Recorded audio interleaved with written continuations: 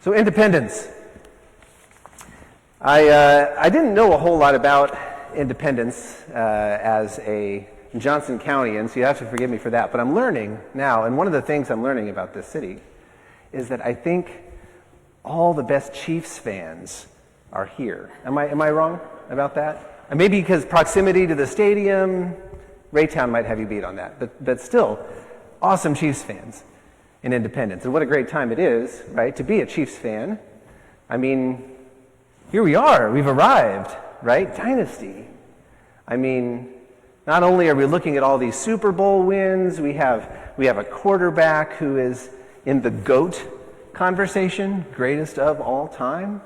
We have a tight end who is also the GOAT in our opinion, and maybe he can continue to cement that reputation. Not to mention being in love with the most popular pop star in the world, right? Well, no, that's not special.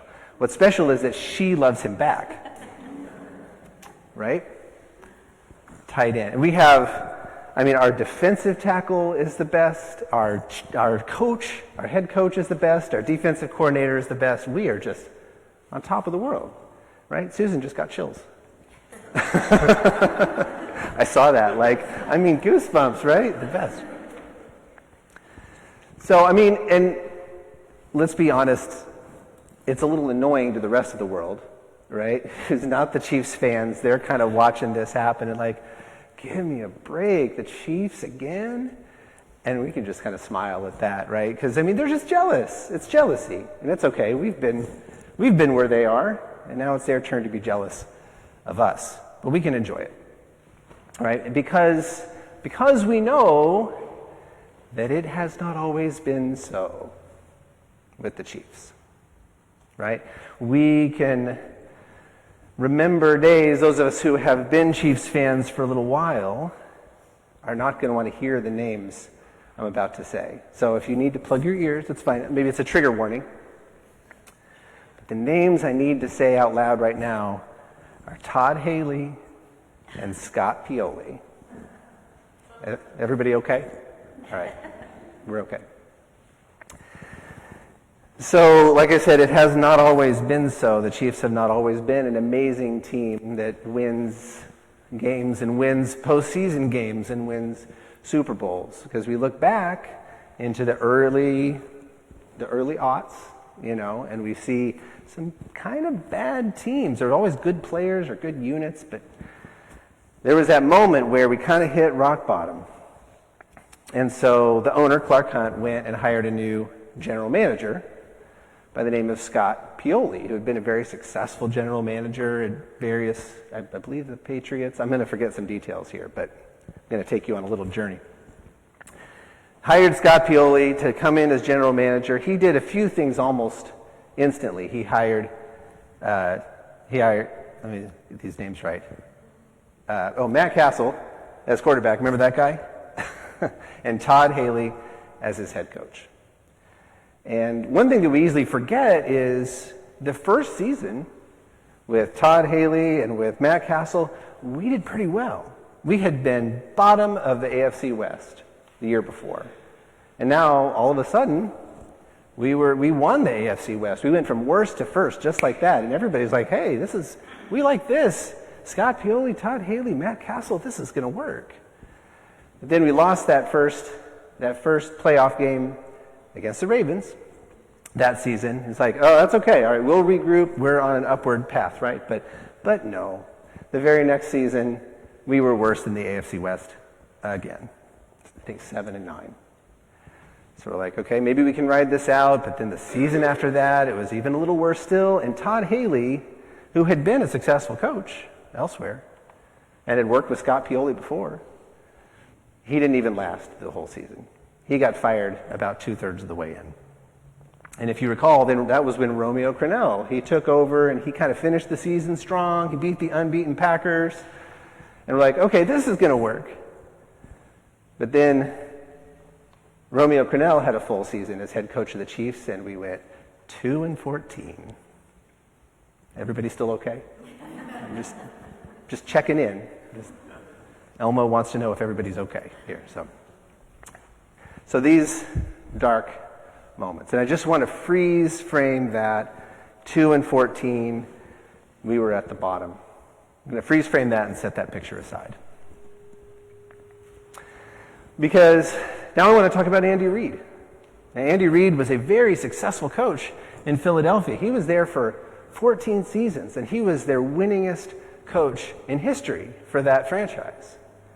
But then he had just his third losing season out of all of those 14, and Philadelphia decides they're done with him. So it doesn't seem fair to me. It seems like somebody who has won that many games and has had that much consistent success should have a little more grace, but he didn't get that grace. So let's freeze frame that. I'm going to set that one aside.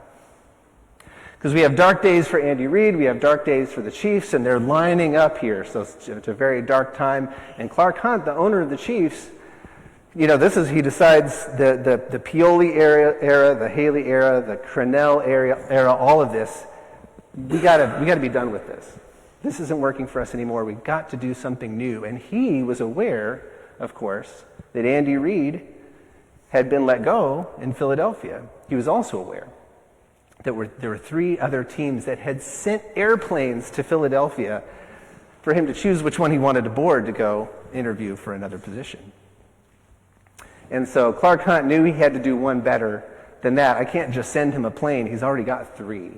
So he went in person to the airport in Philadelphia, and he got Andy Reid's ear, got him to sit down with him, and the 2 men talked for 9 hours.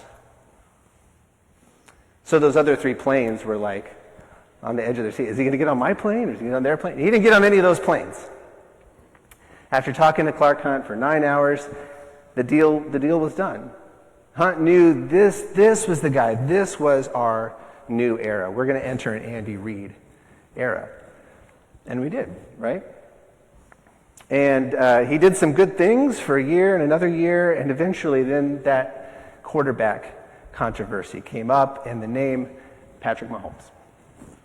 Now, if you were following the draft at that time, or you know anything about Patrick Mahomes' background, he came from athletic blood. Like, his father was a professional athlete. He played every sport well in high school, kind of focused on football towards the end, and was doing incredible things. Like, he was well known for his arm could do things that nobody else's arm could do.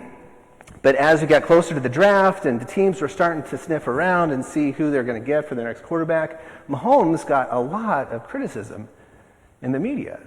A lot of people were poo-pooing the idea, well, maybe he's better suited to be a YouTube trick shot kind of guy than a leader. Quarterback is a leader. And they didn't see that in him, and they didn't see, well, he's got no footwork at all, he's got no discipline, he's just he's a raw talent. But our new GM by this time, Brett Veach, he saw Mahomes, and he saw through all of that criticism, and he saw somebody worth investing in.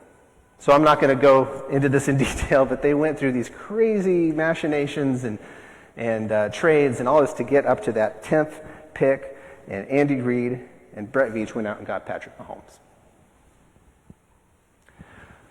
But that moment where he's sitting there and he's getting slandered by the media, that's our freeze frame for Mahomes. So we're collecting these, if you notice. And there's a lot more, too, I could go into, but I'm just going to do one more, and that is Mecole Hardman, which we all know now is the one who caught that touchdown pass in overtime that won the Super Bowl for us, right? But he back up a little bit. And he had been with the Chiefs. And he got released by the Chiefs, and he went over to the Jets.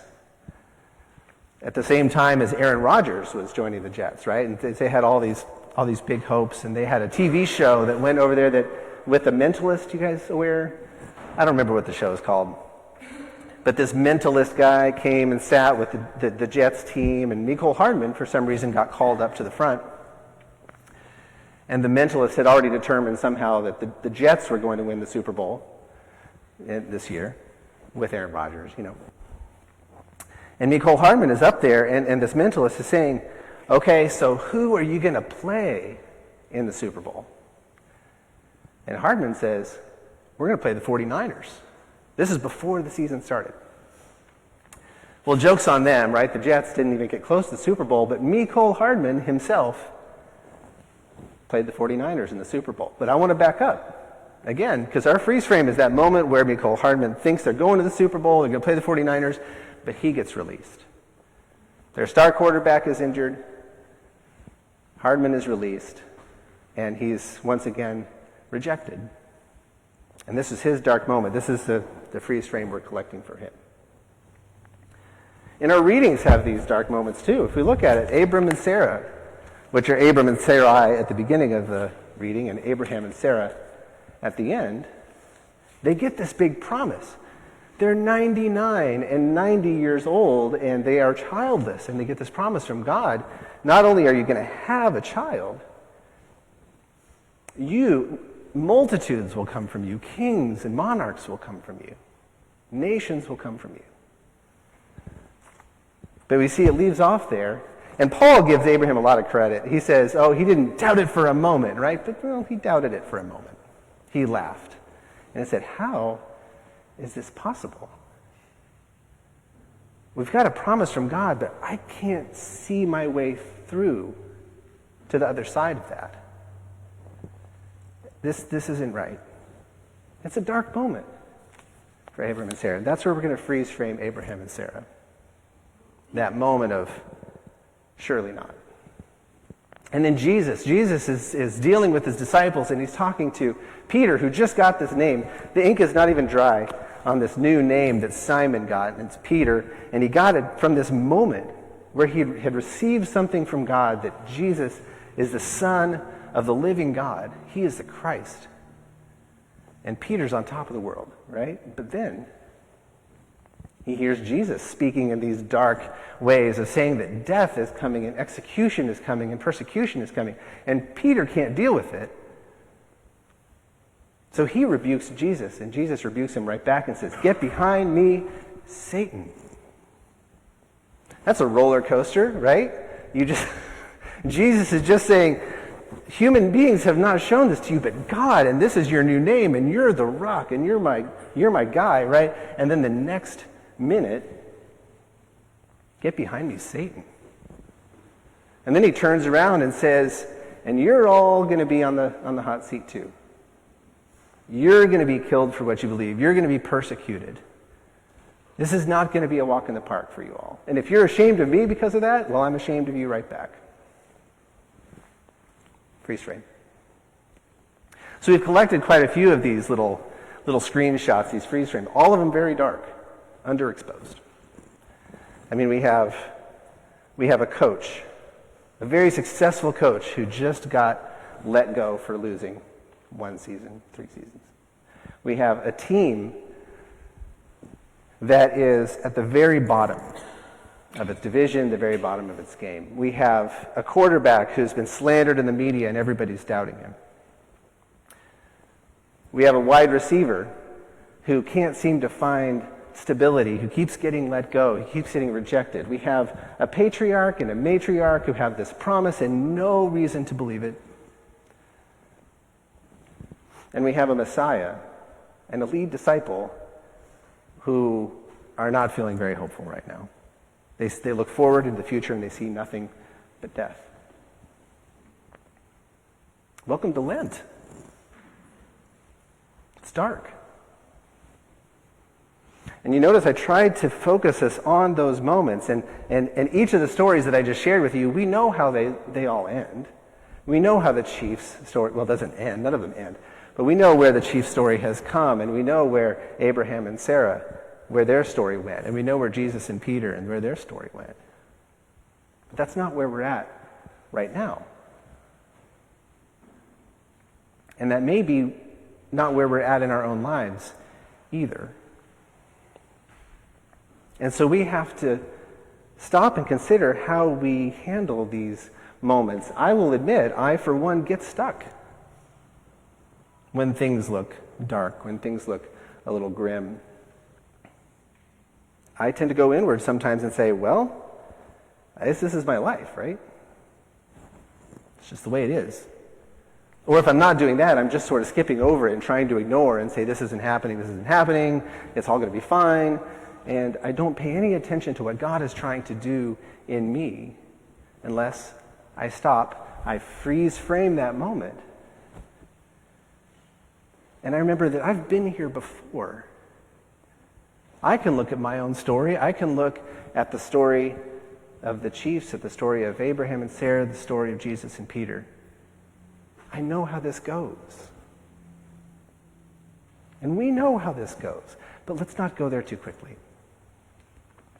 Let's remember gratitude at that moment when it's sometimes hardest to be grateful.